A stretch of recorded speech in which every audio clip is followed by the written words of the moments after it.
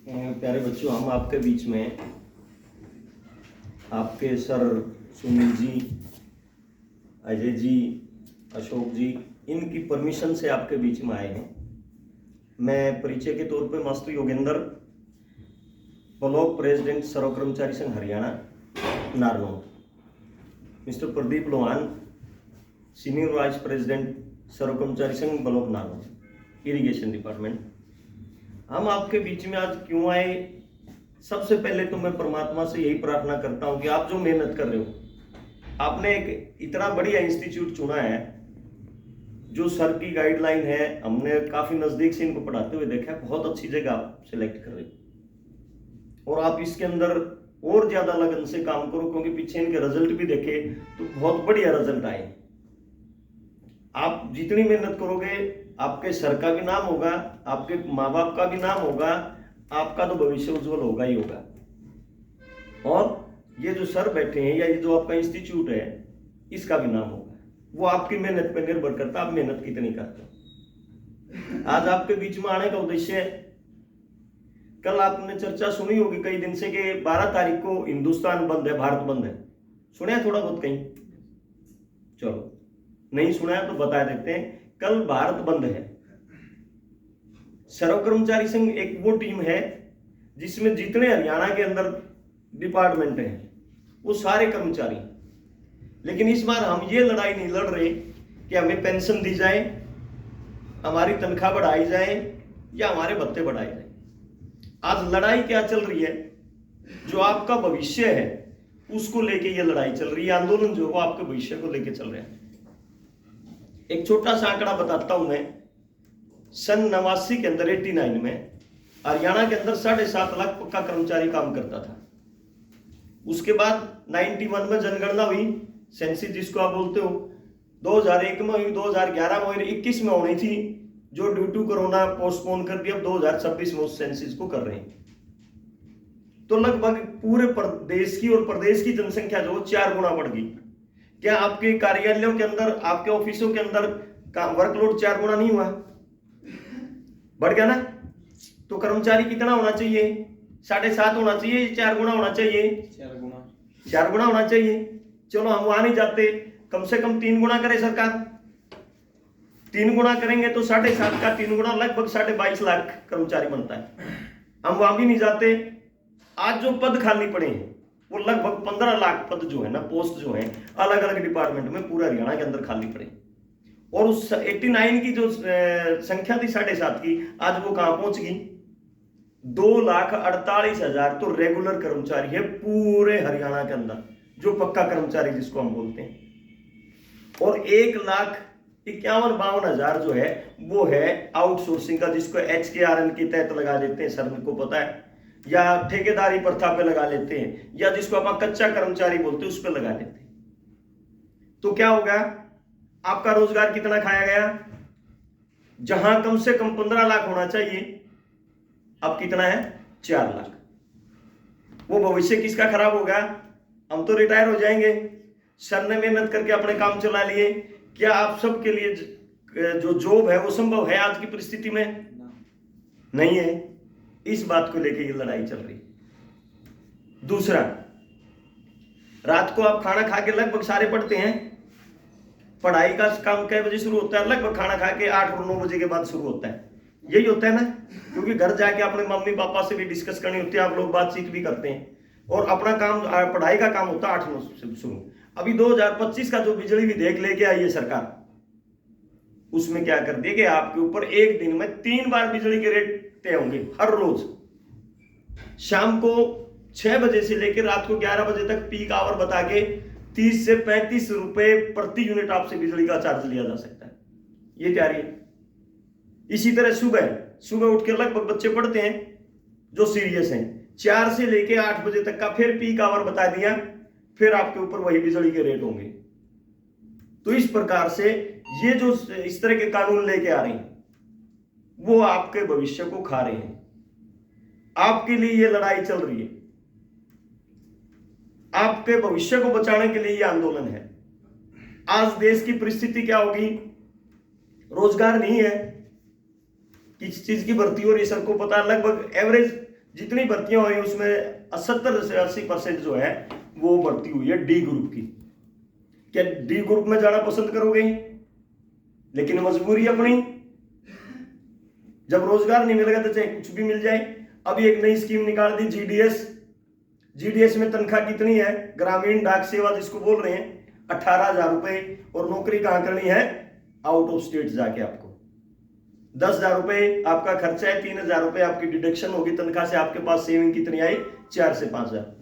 क्या 4 से 5,000 रुपए में जीवन और परिवार चल पाएगा? संभव है? नहीं होगा। इस तरह की परिस्थितियां जो देश के अंदर आ रही हैं, आज जो ये हालात पैदा हो रहे हैं, इसको लेके ये भारत बंद है। आपके भविष्य की लड़ाई के लिए भारत बंद है। हिंदुस्तान के 11 ट्रेड संगठन है, जिसमें 10 ट्रेड संगठन जो है वो आपकी लड़ाई के लिए इकट्ठे हो गए। एक ट्रेड संगठन बचा है जिसका नाम है बीएमएस, भारतीय मजदूर संघ, जो बीजेपी की एक पेरेंटल यूनियन है। उनकी सत्ता है, क्या वो आपके लिए लड़ाई लड़ेगा? नहीं लड़ेगा। 10 संगठन आपकी लड़ाई लड़ रहे, और वो 10 के 10 संगठन कल इकट्ठा होकर के अपनी अनाज मंडी के अंदर, हम सारे के सारे साथी वहां पहुंच रहे सुबह 10 बजे से। तो आपसे अपील करने के लिए आए हैं, आप अपने घर के अंदर बताइए कि क्या क्या घटनाएं हो रही हैं देश के अंदर। अभी नया एक श्रम कानून के ऊपर हम चर्चा कर रहे थे। उस नया श्रम कानून के अंदर पहले 42 कोड होते थे, 42 कानून होते थे, वो सारे तोड़ करके 4 कोड बना दिए अब सरकार ने। उस 4 कोड के अंदर भी क्या है कि कोई भी संस्था, कोई कॉरपोरेट, कोई घराना, कोई इंस्टीट्यूट आपसे बगैर भत्ता बढ़ाए हुए एक दिन के अंदर 12 से 14 घंटे काम ले सकता है। मतलब निजी लोगों को, पूंजीपति लोगों को सीधा लाभ दिया जा रहा है। अब 8-8 घंटे का जीवन था ना अपना, एक दिन के अंदर 24 घंटे हैं। उसको श्रम आयोग ने 3 पार्ट में बांट रखा था। एक दिन को 8 घंटे आपके कार्य क्षेत्र के, 8 घंटे आपके एक स्वस्थ शरीर के आराम के लिए, और 8 घंटे आप समाज का एक पार्ट है। आपको वहां अपना रोल अदा करना है, कहीं माँ बाप के रूप में, कहीं छोटे भाई के रूप में, कहीं बहन के रूप में। तो आपको वहां पर भी समय देना है अपने परिवार को। तो इस प्रकार से आपके 3 जो ना पार्ट थे एक दिन के, अब वो सीधा कर दिया कि आपको 12 से 14 घंटे काम करना पड़ेगा। और कंडीशन क्या? बगैर भत्ता बढ़ाए हुए। जो पहले मिल रहा था वही। जहां एक दिन में 3 शिफ्टें किसी फैक्ट्री में चलती थी, अब कितनी चलेंगी? 2। अगर 12 घंटे भी अपने से काम लेता तो कितनी शिफ्टें चली? 2 चली ना। एक शिफ्ट कहां गई? बाहर होगी। एक शिफ्ट का मतलब 33%। 33% हमारा जो वर्कर था, हमारा जो बच्चा काम कर रहा था किसी इंडस्ट्री में, किसी कॉर्पोरेट के तहत, तो वो कहां गया? बेरोजगार हो गया। और आपको बगैर भत्ता बढ़ाए 12 घंटे आपसे काम शुरू हो जाएगा। वो 1 अप्रैल से लागू कर रहे हैं। तो इस तरह के जो कानून आ रहे हैं, इन कानूनों के खिलाफ ये लोग लड़ाई लड़ रहे हैं। और वो लड़ाई है अपना भविष्य बचाने के लिए, क्योंकि हमारा जो भविष्य है वो कौन है? आप बच्चे हैं। अगर किसी आदमी की संतान या उसका परिवार सेट होगा, सुदृढ़ होगा, तो उसका भविष्य क्या होगा? सेफ होगा। क्योंकि बुढ़ापे तक तो आदमी जवानी में काम करता है, और बुढ़ापे में आके उसको सहारा चाहिए। यदि आप लोग सेट नहीं होंगे तो सहारा किसका मिलेगा? माँ बाप को। दुर्दशा होगी। तो इस तरह की ये जो कानून लेके आ रही सरकार, इनके खिलाफ ये आंदोलन है, इनके खिलाफ ये लड़ाई है। और आपसे अपील करते हैं, सर से भी अपील करते हैं कि कल लगभग 12:30 बजे, 12 और 12:30 बजे, जितने भी जवान बच्चे हैं, जो पढ़ाई करने वाले हैं, मेहनत करने वाले हैं, जिनको रोजगार की जरूरत है, आप सारे इकट्ठा होकर अपनी ताकत दिखाइए और सरकार को इस बात पे मजबूर करें कि ये जो कानून लेके आप आ रहे हैं, हम इनके खिलाफ खड़े हैं। और इस तरह की घटनाएं अगर आप करोगे तो हम सरकार के खिलाफ आंदोलन लड़ने को तैयार हैं।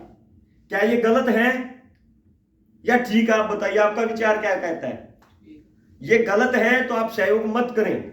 आपको अगर ये बात गलत लगती है तो आप इसमें बिल्कुल मदद ना करें, शामिल ना हो।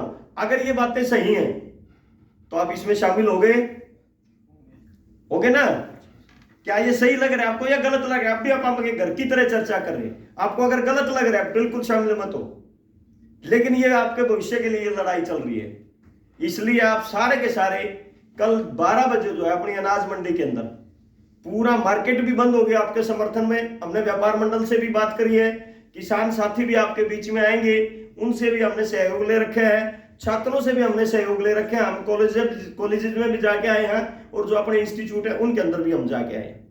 सारा समाज सहयोग कर रहा है और लड़ाई जो है इस देश को बचाने के लिए है। अभी एक और छोटा सा उदाहरण दे देता हूं। थोड़े दिन पहले मोदी साहब ने क्या कहा था, रोजगार ना मांगो पकोड़े बनाओ, आई थी ना ये चर्चा। फिर क्या कहा, रोजगार ना मांगे चाय बनाओ। अभी बिहार के इलेक्शन में क्या बोला, रोजगार ना मांगो रील बनाओ पैसे कमाओ। आई थी ये चीज, रील बनाने की बात आई थी। और प्रशासन हमेशा क्या कहता है, रील बनाने के चक्कर में कितने बच्चों के साथ दुर्घटना होती। कोई रेल के नीचे आगे एक्सपायर हो गया, कोई रेल के ऊपर से गिर गया, कोई बाइक पर स्टंट करके रील बना रहा है वहां उसके साथ दुर्घटना होगी, कोई छत से गिर के मर गया, कोई पुल के ऊपर नदी में गिर के मर गया, कितनी दुर्घटनाएं हुई। प्रशासन एडमिनिस्ट्रेशन ये कहता है कि रील के ऊपर मत जाइए, और वहां सुझाव दिया जाता है कि आप रील बनाओ और पैसा कमाओ। दूसरा भी एक राजस्थान के मंत्री ने बयान दिया, शायद आपने सुना हो, कि आप गऊ चराओ आपको 10,000 रुपए महीना देंगे।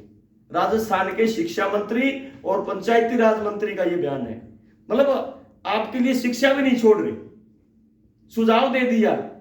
संसद में अनुराग मंत्री जो है वो बयान देता है कि आप स्वदेशी का पालन करें, स्वदेशी उत्पाद खरीदें। और जब उनसे पूछा गया आपकी बेल्ट कहाँ की है, फ्रांस की बेल्ट जिसकी कीमत 80,000 रुपए, वो आदमी हमें खड़ा होकर सुझाव देता है कि आप स्वदेशी अपनाओ।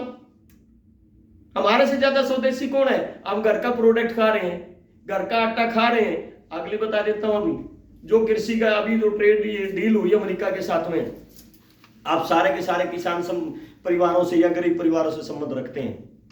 जियो ने क्या किया था अपने बीच में, जियो ने करा 1 साल तक अपने को डाटा फ्री दिया और नेट फ्री कर दिया था ना। अब लत क्या लगी, एक बच्चा आप में से ये बता दो, शाम को अकेला बैठ के अगर 1 घंटा भी ऐसा निकाल लेता हूं जो मोबाइल नहीं देखता हूं, एक बच्चा बता दो आप में से। हमें लत लगा दी और उसके बाद वो रिचार्ज पहले 150 रुपए का, फिर 200 रुपए का, 250 रुपए का, 300 तक पहुंच गया। और हिंदुस्तान पहला देश है जहां बाकी पूरे देशों के अंदर 30 दिन का महीना होता है, आप मोबाइल का रिचार्ज 1 महीना कराते हो, कितने दिन का होता है? 28 दिन का। यहां महीना भी सिकोड़ दिया। क्यों? अपनी जेब से पैसा ज्यादा निकालना है। और वो किसके लिए?